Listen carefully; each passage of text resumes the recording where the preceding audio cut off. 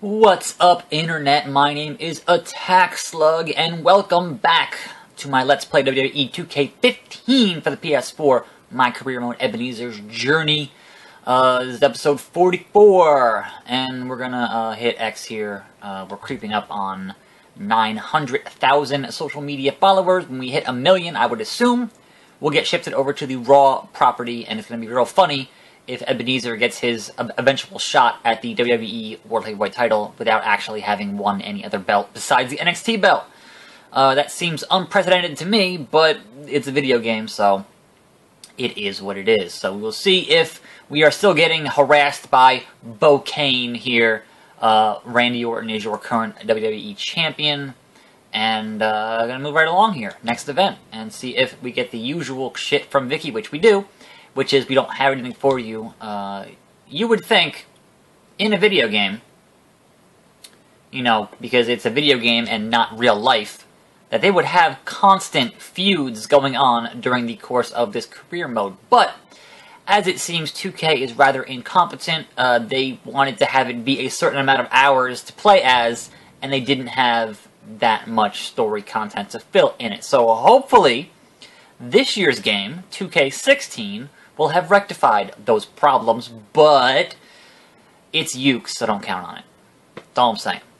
Anyway, I am sitting here realizing after SmackDown last night the sobering reality that there is the potential for both a Big Show and a Kane match at WrestleMania this year, and that is depressing on so many levels. Just putting that out there. Now, do you have Big Show turn face for the 8,000th time and have him fight a heel Sheamus and have heel Sheamus be part of the Authority? You could. I wouldn't recommend it, but you could. I don't know. It's nothing but respect for what the Big Show and Kane have done in their long and storied careers. I just don't want to see them on my TV anymore. Have them be road agents, have them be trainers, have them work down in NXT or whatever. They don't need to be in a main event program in 2015. I'm sorry. It's just so much not the case. Like, obviously I can sit here and complain about the same thing about John Cena, but John Cena sells t-shirts. He sells toys. Like, he's the face of the company. Doesn't matter how much you complain about him. He's, you know, it is what it is. Whereas Big Show and Kane is Big Show and Kane. You know, they're guys who've been there forever, and like, you can't get excited about a Big Show or a Kane match in 2015. It's just not beautiful dropkick. It's just not the case, and I'm just real tired of it. And I think a lot of the internet is real tired of it, especially having Big Show flip flop back and forth 19,000 times is just not appealing. Like, it's not believable at any given. Like, I would have preferred they had kept him with his ironclad contract. You know, that at least then he could just do whatever the fuck he wanted to, and that's fine. But Bray Wyatt is just vicious here. Just vicious. Just vicious. Head into the mat. There is solid concrete under that mat. There's no give. And the only one who will no-sell that shit is fucking John Cena. Yes, I'm talking some trash with my fingers. Finger trash. Just using every cheating advantage here to take advantage of Bray Wyatt and just get rid of him as soon as possible. And he's supposedly fighting the Undertaker at Mania, which in and of itself is problematic for a number of reasons. Primarily because, do you really set up Undertaker, Bray Wyatt, and then not have Bray Wyatt go over? Like, Bray Wyatt should be going over, but considering that Taker lost last year, are you gonna bring back Taker for a Mania match and have him lose again? That to me seems stupid. But, you know, as much as I respect the Undertaker, you know, he's old. He doesn't necessarily need to be doing it at his age.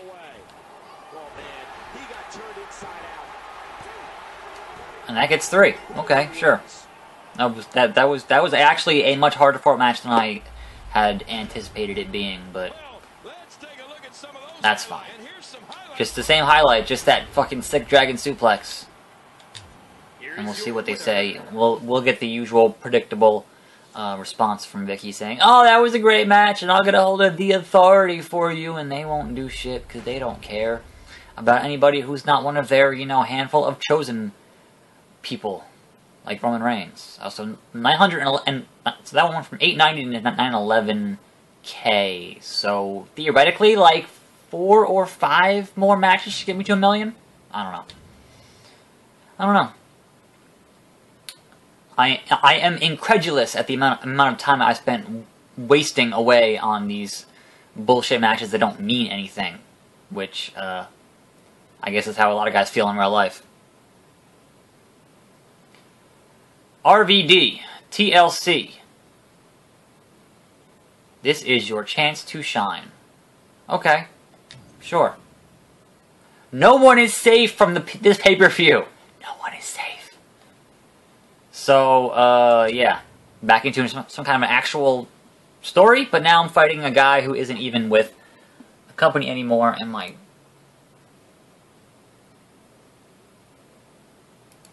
thing is going off here. I apologize. I'm gonna have a drink here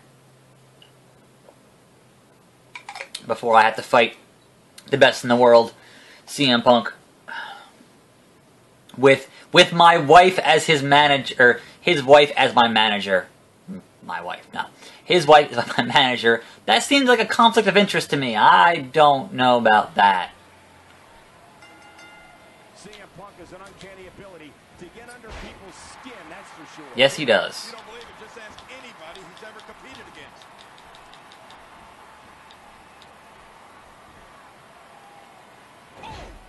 against. If anybody can get a 5-star match out of Ebenezer, it is CM Punk.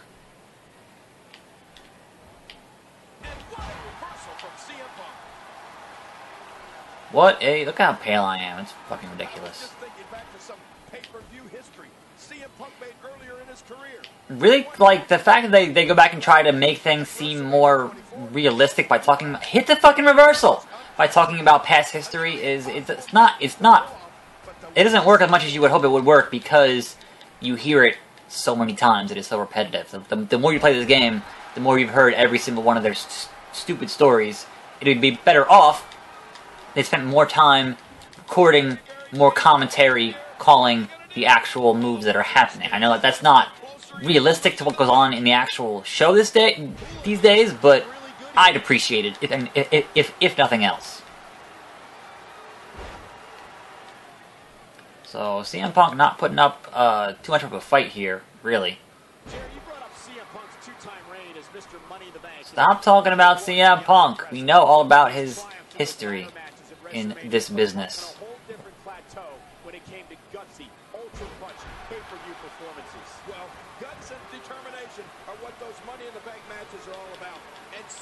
Here we go, big fat flop.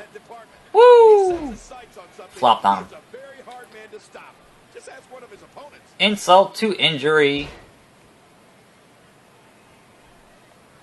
So I guess there is a certain irony in the fact that I'm going to defeat CM Punk with his own finishing maneuver, or at least that's the plan at the moment. Do some little Ultimate Warrior here, big splash in the back. We'll hit our sick dragon suplex. Pick him up.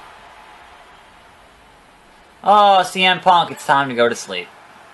Hate to say it, but it's time to go to sleep. Good night.